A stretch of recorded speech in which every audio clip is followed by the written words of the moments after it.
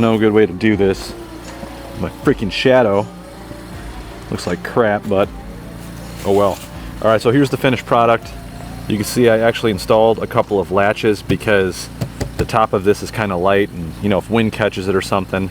So the latches worked out pretty nice. You can see I got my vent on this side. I've got an extension cord coming in temporarily, and then I've got the vent on the other side with the computer fan in there, keeping good airflow, keeping that aerator cool.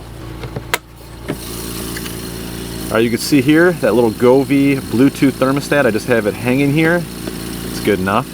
And there is the aerator. I've got a paver brick down in there just to help keep some weight in this thing because I don't have it mounted to this little pad. All the landscaping in this area is temporary, so this is very likely going to get redone as well. But I've been using this setup for about 3 months now, and it has been working out great. The temperature stays pretty consistent. It doesn't get any more than about 105 to 107 degrees inside that enclosure. So 3 months of testing, it's held up pretty damn good.